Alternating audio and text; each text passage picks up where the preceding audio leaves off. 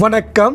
இந்த இடத்தில் நாம் 1991ஆம் ஆண்டு ஆனையிறவு படைத்தளம் மீது புலிகளால் நடத்தப்பட்ட வரலாற்று சிறப்புமிக்க ஆகாய கடல் வெளிசமர் நடவடிக்கை பற்றி தான் பார்க்க போகிறோம். சீலோன் தீவில் 2 இராணுவ படைகள் உள்ளது என்று வெளியுலகம் கூறும் அளவுக்கு இந்த சமர் 31 நாட்கள் உக்கிரமாக நடந்தது. அப்பொழுது ஆனையிறவு கிட்டத்தட்ட வீழும் தருவாய்க்கு சென்று இருந்தது என்பது இங்கு பலருக்கு தெரியாமல் இருக்கலாம்.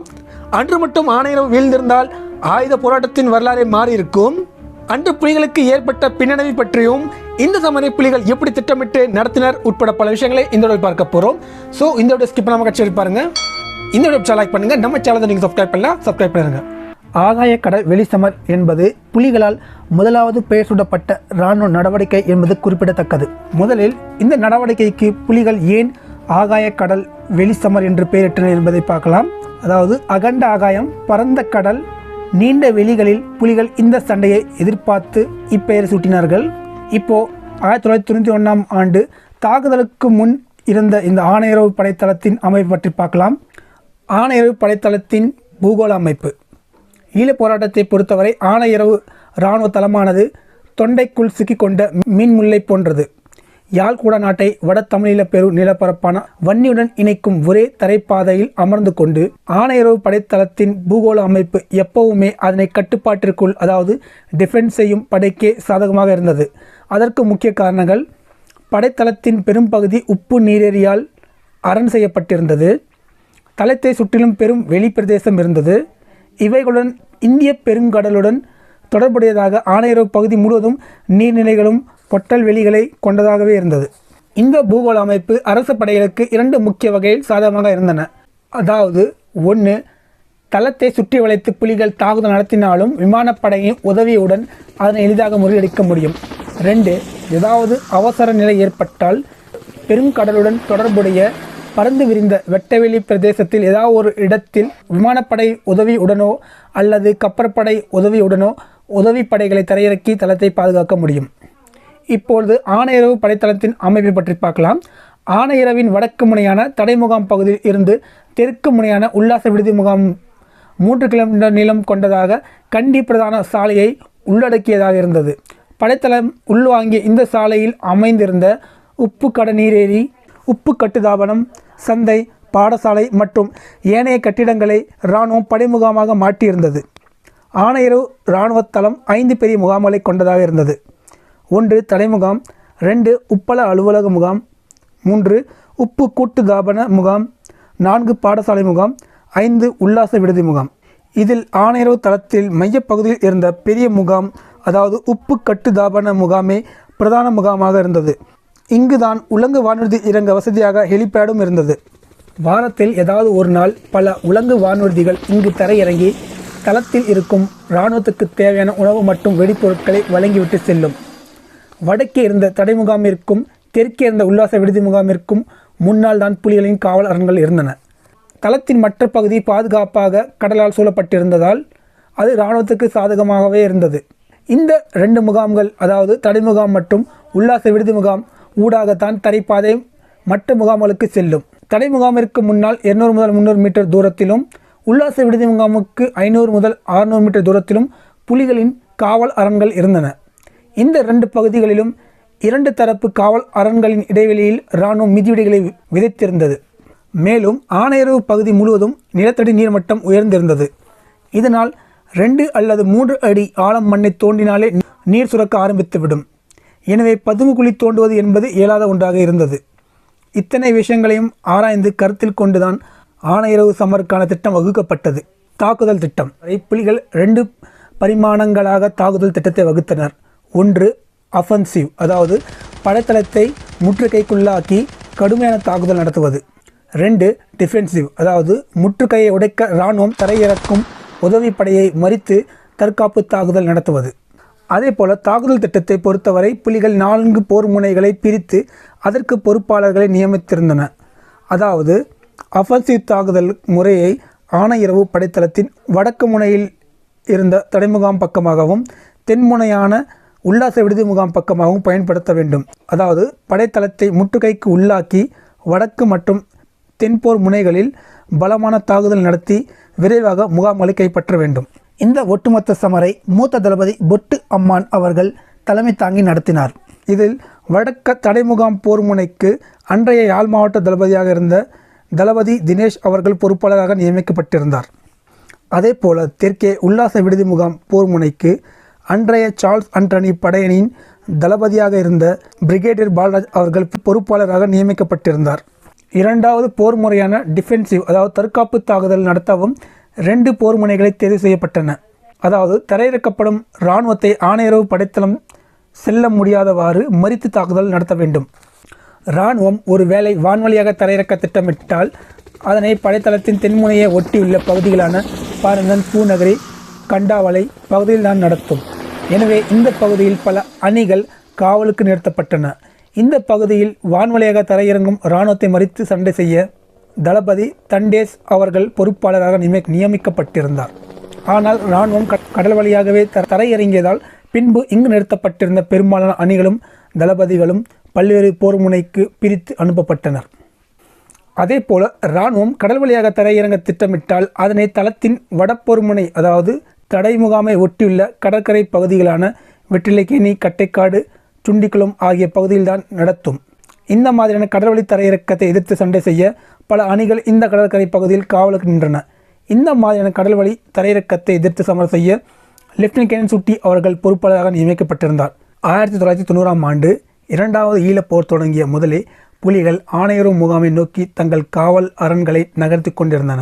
இவ்வாறு ஆணையரவு படைத்தளத்தின் வடமுனையான தடைமுகாமுக்கு அண்மையிலும் படைத்தளத்தின் தென்முனையான உல்லாச விடுதி முகாமுக்கும் அண்மையிலும் புலிகள் காவல் அரண்களை அமைத்து அவ்வப்போது சிறு சிறு தாக்குதல்களை நடத்தி கொண்டு ஆணையரவு படைத்தளத்தை வேவு பார்த்து கொண்டிருந்தனர்.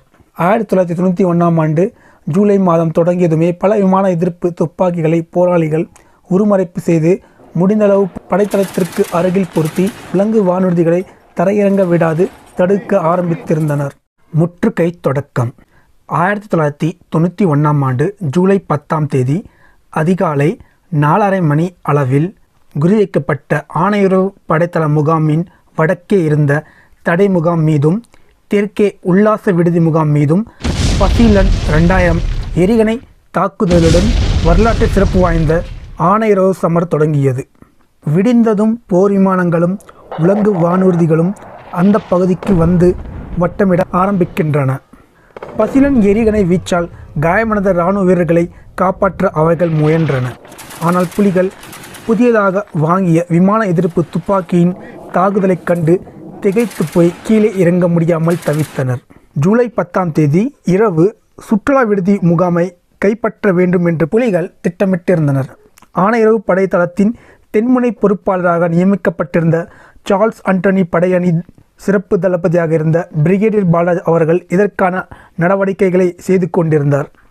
இந்த முனையில் பங்கு பெறும் தாக்குதல் அணிகளுக்கு பொறுப்பாளராக பிரிகேடியர் சூசை அவர்களும் மகளிர் படைப்பிரிவுக்கு தளபதியாக மூத்த தளபதி ஜேனா அவர்களும் நியமிக்கப்பட்டிருந்தார். புலிகளின் காவல் அரணிலிருந்து சுற்றுலா விடுதி முகாமின் தூரம் வெறும் 500 யார்டு தான். ஆனால் போராளிகள் நடந்து முன்னேறி சென்று அந்த முகாமை தாக்கி கைப்பற்ற முடியாது. ஏனெனில் அந்த 500 யார்டு தூரமும் வெட்டவெளி பிரதேசம். அதாவது தற்காப்பு நடவடிக்கை மேற்கொண்டு முன்னேற அந்த பகுதியில் இயற்கை காப்பரன்கள் அதாவது மறைந்து தாக்கும் வசதிகள் இல்லை. இதனால் போராளிகள் முன்னேற வேண்டும் என்றால் இராணுவ இயந்திர துப்பாக்கியால் உருவாக்கும் தடுப்பு வேலியை கிழித்து கொண்டுதான் உள்ளே செல்ல வேண்டும். அதாவது பலத்த உயிர் சேதம் ஏற்படுவது மட்டுமல்லாமல் வெற்றி உறுதியாக கிடைக்கும் என்று கூற முடியாது. இந்த சமர் திட்டமிடும்போது இந்த சிக்கலுக்கான தீர்வும் திட்டமிடப்பட்டிருந்தது. அதாவது கவச வாகனங்களாக மாற்றப்பட்ட புல்டோசர்களையும் உளவு இயந்திரங்களையும் அதாவது டிராக்டர்களையும் இராணுவ முகாமை நோக்கி நகர வைத்து அவைகளையே காப்பரன்களாக பயன்படுத்தி அந்த கவச வாகனங்களின் பின்னால் மறைந்தவாறே தாக்குதல் அணிகள் முன்னேறி இராணுவ காவல் அரண்களை கைப்பற்ற வேண்டும். அதன் பின் கைப்பற்றப்பட்ட இராணுவ காவல் அரணிலிருந்தே முகாம் மீது தாக்குதல் நடத்தி அந்த முகாமை கைப்பற்ற வேண்டும். இவ்வாறு ஆணையரவு படைத்தளம் மீது முதலாவது தாக்குதலை புலிகள் ஜூலை 10ஆம் தேதி 1991ஆம் ஆண்டு இரவு 10 மணிக்கு தொடங்கினர். அதாவது சுற்றுலா விடுதி முகாம் மீது தாக்குதல் ஆரம்பிக்கப்பட்டது. பசிலன் 2000 எரிகணை அந்த முகாமிற்குள் வீழ்ந்த வெடிக்க ஆரம்பமான அதே நேரம் 3 முனைகளிலிருந்து கவசமிடப்பட்ட ஒரு புல்டோசர், சில உளவு இயந்திரங்கள் அந்த முகாமை நோக்கி புறப்பட்டன. புலிகளின் இந்த கவச வாகனங்களின் பலத்த சத்தம் கேட்ட மறுவினாடி இராணுவம் காவல் அரண்களில் இருந்த இயந்திர துப்பாக்கி இயங்க ஆரம்பித்தது. அதாவது புலிகளின் வரவுக்காக இராணுவம் ஏற்கனவே தயாராக காத்து கொண்டிருந்தது. புலிகள் எதிர்பார்த்தபடியே புலிகளின் இந்த கவச வாகனங்கள் மீது இராணுவம் தூரத்திலிருந்தே ஆர்பிஜி மற்றும் எரிகணை தாக்குதலை தொடங்கியது. இதனால் உளவு இயந்திரம் ஒன்று தீப்பிடித்தது. மேலும் பல உளவு இயந்திரங்கள் சேதமடைந்தன. இதனால் அதில் இருந்த போராளிகள் சிலர் வீரச்சாவு அடைந்தனர். மேலும் பலர் காயமடைந்தனர். ஆனால் இவ்வளவு எதிர்ப்புகளை சந்தித்தாலும் புலிகளுடைய புல்டோசர் இராணுவத்தின் முக்கிய காவல் அரணில் ஒரு பகுதியை உடைத்து கொண்டு உள்ளே நுழைந்தது. இவ்வாறு உடைந்த இராணுவ காவல் அரணை போராளிகள் அரணாக பயன்படுத்தி அந்த முகாம் மீது தாக்குதலை தொடங்கினர். இதெல்லாம் நடந்து கொண்டிருக்கும் போதே உளவு இயந்திரங்களை காப்பரன்களாக பயன்படுத்தி மேலும் பல போராளிகளும் முன்னேறி சென்று மேலும் பல இராணுவ காவல் அரண்களை கைப்பற்றினர். சிறிது நேரத்தில் புல்டோசர் பிரதான முகாமை நோக்கி முன்னேறியது. அங்கிருந்த காவல் அரண்களை உடைத்தது. இதனைத் தொடர்ந்து போராளிகள் அந்த காவல் அரணை கைப்பற்றினர். அந்த முகாமின் பிரதான கட்டிடங்கள் காவல் அரண்களை போராளிகள் கைப்பற்றியவுடன் இராணுவம் அடுத்த பிரதான முகாமாக இருந்த உப்பள அலுவலக முகாம் பகுதிக்கு பின்வாங்கியது. நள்ளிரவு 12 மணி அளவில், அதாவது தாக்குதல் தொடங்கி 2 மணி நேரத்திற்குள் தாக்குதல் அணிகளுக்கு தலைமை தாங்கிய பிரிகேடியர் சூசை அவர்கள் வாக்கி டாக்கியில் உல்லாச விடுதி முகாம் கைப்பற்றப்பட்டதாக அறிவித்தார். விடிந்தால் விமானப்படை நடத்தப்போகும் வெடிகுண்டு தாக்குதலை சமாளிக்க உல்லாச விடுதி முகாம் காவல் அரண்களை இரவு முழுவதும் தூக்கமில்லாமல் போராளிகள் ஒழுங்குபடுத்த ஆரம்பித்தனர். இந்த முகாமை கைப்பற்ற நடந்த தாக்குதலில் 33 போராளிகள் வீரச்சாவடைந்தனர். அடுத்த நாள், அதாவது ஜூலை 11ஆம் தேதி இரவு சுமார் 7:30 மணி அளவில் புலிகள் ஆணையரவு படைத்தளம் மீது 2வது தாக்குதலை ஆரம்பித்தனர். அதாவது இம்முறை வடக்கே இருந்த தடை முகாமின் ஒரு பகுதியான படையினரின் தங்கு விடுதி மீது புலிகள் தாக்குதலை நடத்தினர். தெற்கு பகுதி தாக்குதல் பொறுப்பாளராக பிரிகேடியர் பாலராஜ் அவர்கள் நியமிக்கப்பட்டதைப் போலவே வடக்கு பகுதி தாக்குதல் பொறுப்பாளராக யாழ் மாவட்ட தளபதி தினேஷ் அவர்கள் நியமிக்கப்பட்டிருந்தார். அதே போல் அங்கு தாக்குதல் நடத்தும் தாக்குதல் அணிகளுக்கு பொறுப்பாளராக தென்மராட்சி பொறுப்பாளர் தளபதி குணா அவர்களும் மகளிர் படைப்பிரிவு பொறுப்பாளராக பிரிகேடியர் விதுஷா அவர்களும் நியமிக்கப்பட்டிருந்தார். இந்த பகுதியிலும் இராணுவம் புலிகளின் வரவுக்காக காத்து கொண்டிருந்தது. இருள் சூழ ஆரம்பித்த முதல் எல்லையில் சலசலப்பு அதிகரித்தது. இந்த முகாம் புலிகளிடம் வீழ்ந்தால் ஒட்டுமொத்த ஆணையரவு படைத்தளமும் புலிகளிடம் வீழ்வதற்கு சமம் என்பது இராணுவத்துக்கு தெரியும். எனவே இராணுவம் தனது முழு பலத்தையும் இந்த முகாமை பாதுகாப்பதில் பயன்படுத்தியது. துப்பாக்கி சண்டை ஆரம்பமான சில நிமிடங்களில் சின்ன உப்பளம் பகுதியிலிருந்து தங்கு விடுதி பகுதிக்கு செல்லும் ஒரு சிறிய பாதை ஊடாக புலிகளின் கவச புல்டோசர் ஒன்று முன்னேறி சென்று கொண்டிருந்தது. ஆனால் துரதிருஷ்டவசமாக இராணுவ காவல் அரணை சென்று அடையும் முன்னரே செல்ல வேண்டிய பாதையை விட்டு இறங்கி மணலில் புதையுண்டு நகர முடியாமல் மாட்டிக்கொண்டது. ஆனாலும் போராளிகள் மனம் தளராமல் உளவு இயந்திரம் பின்னால் சென்று இராணுவ காவல் அரண்களை நோக்கி முன்னேறின. ஆனால் இராணுவம் இயந்திர துப்பாக்கியால் உருவாக்கிய வேலியை போராளிகளால் உடைக்க முடியவில்லை. இதனால் புலிகளுக்கு பலத்த உயிர் சேதங்கள் ஏற்பட்டது. எனவே புலிகள் பின்வாங்கினர். இந்த தாக்குதலில் 63 போராளிகள் வீரச்சாவடைந்தனர். மேலும் 100க்கும் மேற்பட்ட போராளிகள் காயமடைந்தனர். ஆணையரவு முற்றுகை சம்மர் தொடங்கி 3வது நாள், அதாவது ஜூலை 12ஆம் தேதி எந்த சண்டையும் நடக்கவில்லை. விமானங்கள் மட்டுமே புலிகள் நிலைகள் மீது குண்டுகள் வீசி சென்று கொண்டிருந்தன. ஆனால் 4வது நாள், அதாவது ஜூலை 13ஆம் தேதி இரவு 7 மணிக்கு புலிகள் 3வது தாக்குதலை தொடங்கின. தெற்கு பக்கம் பிரிகேடியர் பாலராஜ் அவர்களின் தலைமையிலான அணிகள் ஏற்கனவே உல்லாச விடுதி முகாமை கைப்பற்றியிருந்தன. இப்பொழுது புலிகள் உல்லாச விடுதி முகாமிலிருந்து முன்னேறி அடுத்த பிரதான முகாமாக இருந்த உப்பள அலுவலக முகாமை நோக்கி முன்னேறின. முதல் தாக்குதல் போலவே இந்த தாக்குதலையும் பிரிகேடியர் பாலராஜ் அவர்கள் தலைமை தாங்கி நடத்தினார்.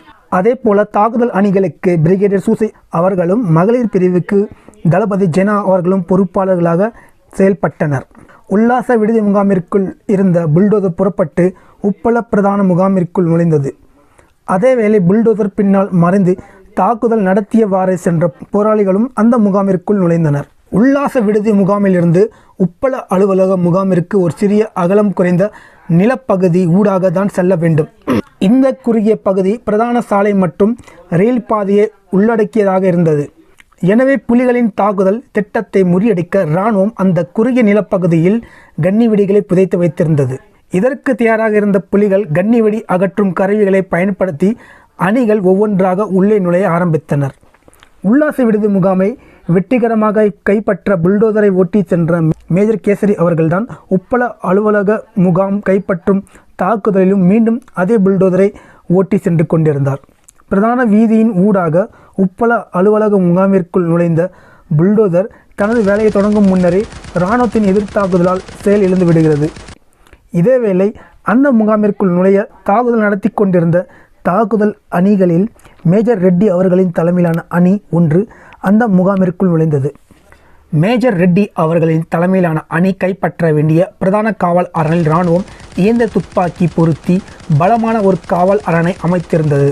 எனவே நேரடியாக அதனை தாக்கி கைப்பற்ற முடியாது என்பது புலிகளுக்கு தெரியும். எனவே ஒரு சிறிய அணி அந்த காவல் அரணில் இருக்கும் இராணுவத்தை திசை திருப்பி தாக்குதல் நடத்தும் போது இதனை பயன்படுத்தி மேஜர் ரெட்டி அவர்களின் தலைமையிலான அணி முன்னேறி இராணுவ காவல் அரணை உடைத்து கொண்டு உள்ளே நுழைய வேண்டும்.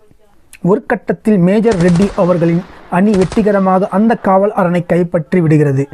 ஆனால் இதை அறியாமல் திசை திருப்ப தாக்குதல் நடத்தி கொண்டிருந்த அந்த சிறிய தாக்குதல் அணி தொடர்ந்து அந்த காவல் அரணை தாக்கி கொண்டிருந்தது.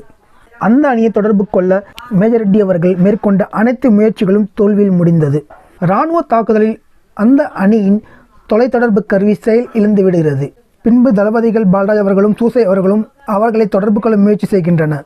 இறுதியாக ஒரு போராளியை நேரடியாகவே அனுப்பி அந்த அணியிடம் தகவல் தெரிவிக்கப்பட்டது. இதனால் கிட்டத்தட்ட 30 நிமிடங்கள் குழப்பம் நீடித்தது. உப்பள அலுவலக முகாமிற்குள் சென்று புல்டோசர் செயல் இழந்து விட்டதால் புலிகளால் அந்த முகாமில் இருந்த அனைத்து காவல் அரண்களையும் கைப்பற்ற முடியவில்லை. இதனால் புலிகள் கைப்பற்றிய இராணுவ காவல் அரணில் இராணுவ விட்டு சென்ற ஆயுதங்களை எடுத்துக்கொண்டு போராளிகள் சுற்றுலா விடுதி முகாமிற்கு பின்வாங்கினர். ஆனையிரவு முற்றுகை சமர் தொடங்கி 5வது நாள், அதாவது ஜூலை 14ஆம் தேதி தான் இராணுவம் வெற்றிலைக்கேணி பகுதியில் முதலாக இராணுவத்தை தரையிறக்கியது. வெற்றிலைக்கேணி கடற்கரையிலிருந்து ஆனையிரவு முகாம் வெறும் 12 கிலோமீட்டர் என்றாலும் புலிகளின் உக்கிரமான எதிர்த்தாக்குதலால் இராணுவம் ஆனையிரவு நோக்கி ஒவ்வொரு இன்ச்சாக ஆமை வேகத்தில் முன்னேறி கொண்டிருந்தது. வடக்கே தடை முகாமுக்கு அப்பாலும் தெற்கே சுற்றுலா விடுதி முகாமிலும் நங்குரமிட்டு புலிப்படையினர் ஆனையிரவை கடுமையாக தாக்கிக் கொண்டிருந்தனர். குறிப்பாக புலிகள் புதியதாக வாங்கின நவீன விமான எதிர்ப்பு துப்பாக்கிகளை போராளிகள் முடிந்த அளவு பிரதான முகாமுக்கு அருகில் உருமறைப்பு செய்து பொருத்தி தாக்குதல் நடத்தி கொண்டிருந்தனர். ஏனென்றால் பிரதான முகாமில்தான் உலங்கு வானில் இறங்க பாதுகாப்பான ஹெலிபாட் இருந்தது. புலிகளின் கடுமையான விமான எதிர்ப்பு தாக்குதல் ஆனையிரவு படைத்தளத்திற்குள் எந்த விமானப்படை உலங்கு வானூர்தியும் இறங்க முடியாமல் தவித்தது. முற்றுகை சமரை தொடங்கிய முதல் நாள் முதலே புலிகள் ஆனையிரவு படைத்தளத்தை தரை மட்டுமல்ல வானவழி தொடர்பில் இருந்தும் முழுமையாக துண்டிக்க முயற்சி செய்து கொண்டிருந்தனர். புலிகளின் இந்த மாதிரியான கடுமையான முற்றுகையால் ஆனையிரவு படைத்தளம் மிகப்பெரிய நெருக்கடிக்குள்ளானது. நாட்கள் நகர உள்ளே மாட்டிக்கொண்ட இராணுவ வீரர்களுக்கு ஆயுதம் மட்டுமல்ல உணவு மருந்து பற்றாக்குறையும் ஏற்பட ஆரம்பித்தது. ஒரு கட்டத்தில் ஒரு நாளைக்கு ஒரு வேளை உணவு மட்டுமே சமைத்து சாப்பிட இராணுவத்தால் சிரமமாக இருந்தது. இதனால் பெரும்பாலும் சோறு சாம்பார் மற்றும் சோயா மீட் அல்லது கருவாடு மட்டுமே சமைத்து நாட்களை கடத்தினர். உப்பளம் அலுவலக முகாமை கைப்பற்ற புலிகள் நடத்திய தாக்குதல் தோல்வியில் முடிந்து புலிகள் சுற்றுலா விடுதி முகாமுக்கு பின்வாங்கியது இராணுவத்துக்கு ஒரு வரப்பிரசாதமாக அமைந்தது. ஏனெனில் பிரதான முகாமுக்கும் சுற்றுலா விடுதி முகாமுக்கும் இடையே தூரம் அதிகமாக இருந்ததால் விமானப்படையால் பிரதான முகாமிற்குள் இராணுவத்துக்கு தேவையான உணவுப் பொட்டலங்கள் போன்றவற்றை ஓரளவு கீழே வீச முடிந்தது. அதாவது புலிகளின் விமான எதிர்ப்பு தாக்குதலுக்கு பயந்து மேலே உயரே பறந்து கொண்டு உலங்கு வானூர்திகள் பொட்டலங்களை கீழே வீசுவர். இதில் கிட்டத்தட்ட 60% பொட்டலங்கள் மட்டுமே இராணுவ கட்டுப்பாட்டு பகுதியில் விழும். மீதம் கடலிலோ அல்லது புலிகள் முகாம்களுக்கு அருகில் விழும். இதேவேளை வடக்கே தடை முகாம் பக்கமாகவும் தெற்கே உப்பளம் அலுவலக முகாம் பக்கமாகவும் புலிகள் கடுமையாக தாக்குதலை தொடர்ந்து மேற்கொண்டு இருந்ததால் இராணுவத்தின் ஆயுத கிடங்கு வேகமாக காலியாகி கொண்டிருந்தது. இதனால் ஆனையிரவு படைத்தளத்தில் உணவு மற்றும் ஆயுத பற்றாக்குறை பிரச்சினை தலை தூக்க ஆரம்பித்தது. முகாம் மிகப்பெரிய நெருக்கடியை சந்தித்து கொண்டிருந்தது. இதே நிலை தொடர்ந்தால் விரைவில் ஆனையிரவு புலிகளிடம் வீழ்ச்சி அடையும் என்பது இரு தரப்பினர்களுக்கும், அதாவது புலிகளுக்கும் இராணுவத்துக்கும் நன்றாக தெரியும். ஆனையிரவு வீழ்ந்தால் இராணுவ ரீதியாக மட்டுமல்ல அரசியல் ரீதியாகவும் நாடு மிகப்பெரிய நெருக்கடியை சந்திக்கும் என்பது அரசுக்கும் இராணுவ உயர் அதிகாரிகளுக்கும் நன்றாக தெரியும். அதாவது ஒட்டுமொத்தமாக வடக்கு பிராந்தியத்தின் கட்டுப்பாடை அரசு இழந்துவிடும். எனவே எப்படியாவது ஆனையிரவு முகாமை காப்பாற்ற வேண்டும் என்று இராணுவத்துக்கு அரசு நெருக்கடி கொடுத்தது. ஆனால் இது எல்லாவற்றுக்கும் மேலாக இராணுவம் உள்ளே மாட்டிக்கொண்டிருக்கும் ஏறத்தாழ 800 வரையிலான தங்கள் இராணுவ வீரர்கள் உயிரை எப்படி காப்பாற்ற வேண்டும் என்று திட்டமிட்டு கொண்டு கையை பிசைந்து கொண்டிருந்தது. ஜூலை 10ஆம் தேதி சமர் தொடங்கிய அடுத்த நாளே பல கப்பற்படை கப்பல்கள் ஆணையருக்கு கிழக்கே வெற்றிலைக்கேணி கடற்கரையில் நங்கூரமிட ஆரம்பித்திருந்தனர். கடற்கரையில் தரையிறங்கும் படையினரை மறித்து சண்டை செய்ய புலிகள் வெற்றிலைக்கேணி கடற்கரை பகுதி முழுவதும் போராளிகளை குவித்திருந்தன. இந்த வெற்றிலைக்கேணி தரையிறக்க முறியடிப்பு சமருக்கு பொறுப்பாளராக தலைவர் லெப்டினன்ட் கேர்னல் சூட்டி அவர்களை நியமித்திருந்தார். 1991ஆம் ஆண்டு ஜூலை 13ஆம் தேதி வெற்றிலைக்கேணி கடற்பகுதியில் சலசலப்பு அதிகரித்தது. நாளை, அதாவது ஜூலை 14ஆம் தேதி இராணுவம் நிச்சயமாக படைகளை தரையிறப்பார்கள் என்று போராளிகளால் புரிந்து கொள்ள முடிந்தது. ஆனால் லெப்டினன்ட் கேர்னல் சூட்டி அவர்களிடம் குறைந்த அளவிலே போராளிகள் இருந்தனர். அதாவது நீண்ட அந்த கடற்கரையில் இராணுவம் எங்கு வேண்டுமானாலும் தரையிறங்கும். எனவே போராளிகளை குறிப்பிட்ட பகுதியில் மட்டுமே குவிக்க முடியாது. அடுத்த நாள், அதாவது ஜூலை 14ஆம் தேதி விடிந்ததும் போர் விமானங்கள் புலிகள் காவல் அரண்களை நோக்கி குண்டுமலை பொழிய ஆரம்பித்தனர். விடியற்காலை தொடங்கிய இந்த விமானப்படை குண்டு வீச்சு அன்று மாலை 4 மணி வரை நீடித்தது. கடற்கரையில் காவல் காத்து நிற்கும் புலிகளின் நிலைகளை அழித்து அல்லது பலவீனப்படுத்திவிட்டு தரையிறக்கம் செய்ய இராணுவம் திட்டமிட்டது. அதற்கு ஏற்றாற்போல சிறிது நேரத்தில், அதாவது மாலை 4 மணி அளவில் ஒரு விசைப்படகு தொடர் வெற்றிலைக்கேணி கரையை நோக்கி வருவதை தொலைநோக்கியில் போராளிகள் கண்டனர். அதனைத் தொடர்ந்து எல்லா காவல் அரண்களையும் உசார்படுத்தினர். பீரங்கி கூண்டுகளை வீசியவாறே அந்த படகு தொகுதி கரையை நோக்கி முன்னேறியது. போராளிகளின் துப்பாக்கி வீச்சுக்குள், அதாவது ரேஞ்சுக்குள் அந்த விசைப்படகுகள் வந்தவுடனே கடலில் வைத்து அவர்கள் மீது தாக்குதல் நடத்தப்பட்டது. சில படகுகள் அழிக்கப்பட்டும் சேதமடைந்தும் காணப்பட்ட நிலையில் எஞ்சிய படகுகள் விரைவாக திரும்பி கடலில் நின்ற கப்பல் இருக்கும் இடத்திற்கே சென்றன. இராணுவத்தில் முதல் தரையிறக்க முயற்சியை போராளிகள் வெற்றிகரமாக முறியடித்தனர். ஆனால் இது வெறும் தொடக்கம்தான். சீக்கிரமே இராணுவம் பல தொடர் முயற்சிகளை செய்யும் என்பது அங்கு நின்ற போராளிகளுக்கு தெரியும். அவர்கள் எதிர்பார்த்ததைப் போலவே 3 போர் விமானங்கள், 2 அவர் விமானங்கள், 2 உலங்கு வானூர்திகள், 1 கடல் விமானம் என எல்லாமே குண்டுகள் வீச தொடங்கின. அங்கிருந்த போராளிகள் போர் விமானங்களுக்கு எதிராக தாக்குதலை தொடங்கினர். மாலை 5 மணி அளவில் கடலில் கப்பல்கள், பீரங்கி படகுகள், விசைப்படகுகள் எல்லாமே அணிவகுத்து நின்றன. அதாவது கரையில் காவல் காக்கும் சிறிதளவு போராளிகளின் முன் கப்பற்படையின் முழு பலமும் நின்றது. ஆனால் இம்முறை வெற்றிலைக்கேணியில் முன்பு தரையிறங்க முயற்சி செய்த இடத்தை தள்ளி கட்டைக்காடு பக்கமாக 1 கிலோமீட்டர் நீண்ட கடற்கரையை குறிவைத்து குண்டுகளை கக்கியவாறு அந்த படகுகள் வரத் தொடங்கின. அந்த பகுதியில் இருந்த காவல் அரண்களை நோக்கி தளபதி லெப்டினன்ட் கேர்னல் சூட்டி அவர்கள்தான் முதலில் ஓடினார். அவருக்கு பின்னால் சில போராளிகளும் ஓடினர். அந்த காவல் அரணை அடைந்து லெப்டினன்ட் கேர்னல் சூட்டி அவர்கள் தாக்குதல் தொடங்கிய போது அதில் வெறும் 4 போராளிகளே இருந்தனர். அருகில் இருந்த காவல் அரண்களிலும் ஒரு சில போராளிகளே மட்டும் நின்றன. ஆனால் இதனால் போராளிகள் தோன்றிவிடவில்லை. தங்களால் இயன்ற அளவு தரையிறக்கத்துக்கு எதிராக தாக்குதல் நடத்த ஆரம்பித்தனர். அதாவது நூற்றுக்கணக்கான இராணுவத்தின் இயந்திர துப்பாக்கிகளுக்கு எதிராக லெப்டினன்ட் கேர்னல் சூட்டி அவர்களின் தலைமையான ஒரு சிறிய அணியை சண்டை செய்தது. ஒரு கட்டத்தில் தளபதி லெப்டினன்ட் கேர்னல் சூட்டி அவர்களின் தலையில் குண்டுபட்டு அவர் அப்படியே சாய்ந்து வீரச்சாவடைந்து விடுகிறார். எஞ்சியிருந்த போராளிகள் பெரும்பாலானோர் வீரச்சாவடைந்தும் அல்லது காயமடைந்தும் இயங்க முடியாமல் இருந்தனர். இதனால் ஆயுதங்களை எடுத்துக்கொண்டு எஞ்சிய சில போராளிகள் பின்வாங்கினர். இதனைத் தொடர்ந்து இராணுவம் வெற்றிகரமாக வெற்றிலைக்கேணி கரையை தொட்டது. தரையிறங்கிய இராணுவ வீரர்களுக்கும் அங்கு காவல் காத்த போராளிகளும் கைக்கு எட்டும் தூரத்தில் நின்று நேருக்கு நேர் சண்டை செய்தனர். இவ்வாறு சண்டை நடந்து கொண்டிருக்கும் போதே பெருமளவில் இராணுவம் தரையிறங்கிய வண்ணம் இருந்தன. ஆள் பற்றாக்குறையால் இயக்கத்தின் எதிர்த்தாக்குதல் பெரிதும் பாதித்தது. அதாவது இராணுவத்தை காட்டிலும் மிகவும் குறைந்த அளவிலே இருந்த போராளிகள் ஆயிரக்கணக்கான இராணுவத்தின் தரையிறக்கை தடுக்க முடியாமல் கடுமையான எதிர்த்தாக்குதல் நடத்தி கொண்டிருந்தன. தரையிறங்கிய இடத்தின் இரு பக்கமும் நின்ற புலிகள் அணிகள் தொடர்ந்து தாக்குதல் நடத்தி கொண்டிருந்தது. தரையிறங்கிய இராணுவம் தங்கள் பலத்தை ஒரு முனைக்குள் குவித்து பலமான தாக்குதல் நடத்தி கொண்டிருந்ததால் புலிகள் பக்கம் உயிர் சேதங்கள் அதிகரித்தன. மேலும் வீரச்சாவு அடைந்த போராளிகளின் வித்துடல்களை எடுத்து வரவும் போராளிகளால் இயலவில்லை. அன்று இரவே, அதாவது ஜூலை 14ஆம் தேதியே கவச வாகனங்களையும் தரையிறக்கி இராணுவம் தங்கள் நிலைகளை பலப்படுத்தி கொண்டது. அது ஒரு வெட்டவெளி பிரதேசம். முள் புதர்களும் மணல் மேடுகளும் பனை மரங்கள் தவிர அந்த பகுதியில் மறைந்து தற்காத்து தாக்குதல் நடத்த முடியாத சூழல். இதனால் இருதரப்பு வீரர்களும் ஒருவர் நேரில் பார்த்து சண்டை செய்யும் சூழல் தான் அங்கிருந்தது. மேலும் இவ்வாறான புவியியல் அமைப்பு காரணமாக இராணுவத்தின் பீரங்கி தாக்குதல், விமானப்படை குண்டு வீச்சு கப்பற்படை பீரங்கி தாக்குதல் ஆகியவற்றை போராளிகள் நேரடியாகவே சந்தித்துக் கொண்டிருந்தனர்.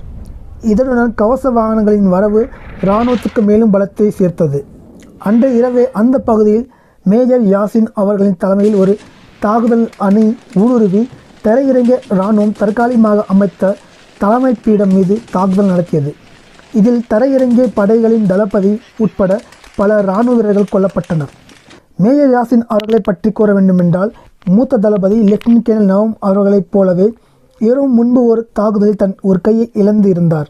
ஆனால் ஆனையரவு சமரில் தன்னை இணைத்து கொள்ள வேண்டும் என்று பிடிவாதமாக இருந்து யாழ் மாவட்ட தளபதி தினேஷ் அவர்கள் பேச்சுக்காக அந்த இளைஞரை சுட்டு வீழ்த்து நான் அழைத்து செல்கிறேன் என்று கூறி மறுவினாடியே ஒரு கையாலே G3 ரைஃபிளை இயக்கி அந்த இளைஞரை சுட்டு வீழ்த்தி ஆனையரவு வரலாற்று சமரில் தன்னை இணைத்துக் கொள்கிறார். 14ஆம் தேதி வெற்றிகரமான தாக்குதல் நடத்திய அவர் அடுத்த நாள் புலிகள் நடத்திய இன்னொரு தாக்குதலில் மேஜர் யாசின் அவர்கள் வீரக்காவியம் ஆகிவிடுகிறார். ஜூலை 14ஆம் தேதி வெற்றிலைக்கேணி கடற்கரையில் தரையிறங்கிய இராணுவம் அடுத்த நாள், அதாவது ஜூலை 15ஆம் தேதி ஆனையரவு படைத்தளத்தை நோக்கிய முதல் நகர்வை தொடங்கியது. பிற்பகல் 2:30 மணி அளவில் தொடங்கிய இந்த நகர்வு புலிகளின் எதிர் தாக்குதலில் சிக்கிக்கொண்டது.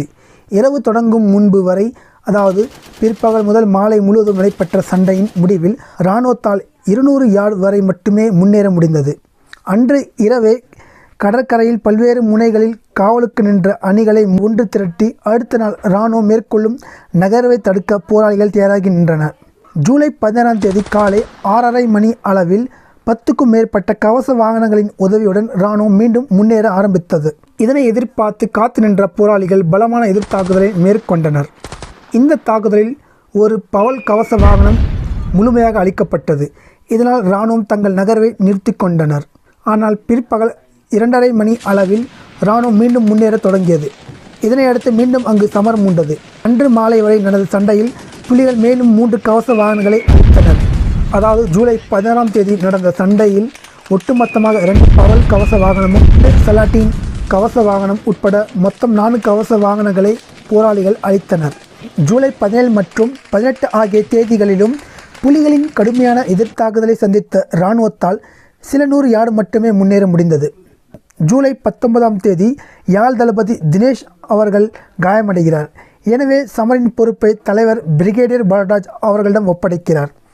அதாவது வெற்றிலைக்கேணி புல்லாவெளி பகுதி சண்டைக்கு பாலராஜ் அவர்கள் தலைமை தாங்குகிறார். இந்த பகுதியில் சமர் செய்த அணிகளுக்கு லெப்டினன்ட் கேர்னல் சூட்டி அவர்கள் பொறுப்பாளராக இருந்த நிலையில் அவரின் வீரச்சாவுக்கு பின் தளபதி சுரேஷ் அவர்கள் இந்த அணிகளின் பொறுப்பாளராக செயல்பட்டார். அதேபோல மகளிர் அணிகளுக்கு தளபதி ராதா அவர்கள் பொறுப்பு வகித்தார். ஜூலை 20ஆம் தேதி பிற்பகல் 3 மணிக்கு சண்டை மீண்டும் தொடங்கியது. இம்முறை புல்லாவெளி சந்தியை குறிவைத்து இராணுவத்தின் நகர்வுகள் இருந்தது. சண்டையின் தீவிரம் அதிகரிக்க இராணுவத்தின் கவச வாகனங்களின் எண்ணிக்கையும் அதிகரித்தது. புல்லாவெளி பகுதியில் 20ஆம் தேதி நகர்வில் இராணுவம் சுமார் 100 கவச வாகனங்களை பயன்படுத்த தொடங்கியது. இதேவேளை புலிகளின் விமான எதிர்ப்பு தாக்குதலுக்கு பயந்து போர் விமானங்கள் மிக உயரத்தில் பறந்தாலும் தொடர்ந்து குண்டுகளை வீசிக்கொண்டிருந்தன.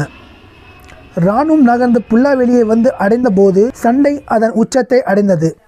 இதனால் ஆனையரவும் சுற்றிலும் முற்றுகையில் ஈடுபட்டு கொண்டிருந்த பல அணிகள் புல்லாவெளி சமர்களத்துக்கு அனுப்பப்பட்டனர். வெற்றிலைக்கேணியிலிருந்து 4 கிலோமீட்டர் கடந்து புல்லாவெளி வரை வந்திருந்த இராணுவம் அந்த பாதையை முழுவதையும் ஒரு பாதுகாப்பு சங்கிலி தொடராக மாற்றி அமைத்திருந்தன. இந்த இராணுவ சங்கிலியை ஊடறுத்து தாக்கி உடைக்க வேண்டும் என்று புலிகள் திட்டமிட்டனர். இவ்வாறு சங்கிலியை உடைத்து இராணுவத்துக்கு அதிக அளவு உயிர் சேதங்களை ஏற்படுத்தி இராணுவத்தின் நகர்வை சீர்குலைக்க வேண்டும் என்று புலிகள் ஒரு தாக்குதல் திட்டத்தை தயார் செய்தனர். ஜூலை 21ஆம் தேதி மாலை 5 மணி அளவில் மூத்த தளபதி பிரிகேடியர் சொர்ணம் அவர்களின் தலைமையில் இராணுவத்தின் வெற்றிலைக்கேணி புல்லாவெளி சங்கிலி தொடர் மீது முள்ளியான் பகுதியில் வைத்து தகர்த்தெறிந்து நுழைதல் முறையில் ஒரு வெற்றிகரமான தாக்குதல் நடத்தப்பட்டது. இந்த தாக்குதலில் பெருமளவில் வெடிப்பொருட்களையும் ஆயுதங்களையும் போராளிகள் கைப்பற்றினர். மேலும் சுமார் 90 இராணுவத்தினர் கொல்லப்பட்டதுடன் ஒரு இராணுவ வீரன் புலிகளால் கைது செய்யப்பட்டார். இது வெற்றிலைக்கேணி புல்லாவெளி போர் முனையில் ஒரே நேரத்தில் இராணுவம் சந்தித்த மிகப்பெரிய இழப்பாக இருந்தது. இந்த தாக்குதலுக்கு பின் இராணுவத்தின் நகர்வு மீண்டும் வந்த நிலைக்கு திரும்பியது. ஆனால் இராணுவம் தனது ஆள் பலத்தை அதிகரித்து அளவுக்கு அதிகமான வெடிப்பொருட்களை பயன்படுத்த ஆரம்பித்தது. அது மட்டுமில்ல, போராளிகளின் தாக்குதலால் சேதமடைந்த இராணுவ அணிகளை முழுமையாகவே சமர்க்களத்திலிருந்து அகற்றிவிட்டு அவர்களுக்கு பதிலாக பல புதிய அணைகளை களத்தில் இறக்கியது. அதாவது புலிகளின் தந்திரமான உக்கிர தாக்குதலை ஆள் பலத்தை பல மடங்கு உயர்த்தி ஆயுத பலத்தையும் பல மடங்கு உயர்த்தி முறியடிக்க வேண்டும் என்று இராணுவம் முடிவெடுத்தது. ஜூலை 22ஆம் தேதி முதல் ஜூலை 27ஆம் தேதி வரை இராணுவத்தால் எந்த ஒரு பெரிய நகர்வை நடத்த முடியவில்லை. ஜூலை 27ஆம் தேதி புலிகள் ஆணையுறவு படைத்தளத்தின் மீதான தங்களின் 4வது தாக்குதலை தொடங்கினர். இது வடக்கே இருந்த தடைமுகாம் மீதான 2வது தாக்குதலாகும். ஜூலை 11ஆம் தேதி நடத்தப்பட்ட முதல் தாக்குதலின் போது புலிகள் பயன்படுத்திய புல்டோசர் மணலில் புதையுண்டு செயலிழந்து போனதால் அந்த தாக்குதல் தோல்வியில் முடிந்தது. அதாவது தடைமுகாம் மீது புலிகள் கிட்டத்தட்ட 15 நாள் கழித்து 2வது தாக்குதலை மேற்கொண்டனர். இந்த 15 நாள் இடைவெளியில் புலிகள் இந்த தாக்குதலுக்காக தங்களை ஒழுங்குபடுத்தி கொண்டிருந்தனர். தாக்குதல் திட்டத்தின் ஒரு பகுதியாக புலிகளின் காவல் அரணிலிருந்து தடைமுகாம் நோக்கி 3 அடி ஆழம் கொண்ட அகழிகளை போராளிகள் அமைத்தனர். இந்த தாக்குதலுக்கு பொறுப்பாளராக தளபதி கிளி நியமிக்கப்பட்டிருந்தார். அதே போல மகளிர் பிரிவுக்கு பொறுப்பாளராக பிரிகேடியர் விதுசா அவர்கள் நியமிக்கப்பட்டிருந்தார். 27ஆம் தேதி தாக்குதல் தொடங்கிய போது திட்டமிட்டபடி தடைமுகாம் இராணுவ காவல் அரண்கள் வரை புலிகள் ரகசியமாக தோண்டிய பதுங்கு குழி ஊடாக சென்ற போராளிகள் ஒரு பலமான தாக்குதலை தொடுத்தனர். அதே போல ஏற்கனவே நடத்தப்பட்ட தாக்குதல் போலவே கவச வாகனங்களாக மாற்றப்பட்ட புல்டோசர் உளவு இயந்திர வாகனங்களை காப்பாக பயன்படுத்தி அதன் பின்னால் மறைந்து போராளிகள் தடைமுகாமை நோக்கி முன்னேறினர். ஆனால் முதல் தாக்குதல் போலவே இம்முறையும் புல்டோசர் தடைமுகாம் காவல் அரணுக்கு அண்மையில் சென்று செயல் இழந்துவிட்டது. புல்டோசரை ஓட்டி சென்ற லெப்டினன்ட் கேர்னல் சரா அவர்களும் உதவியாக சென்ற மேஜர் கூகதாஸ் அவர்களும் வீரச்சாவடைந்தனர்.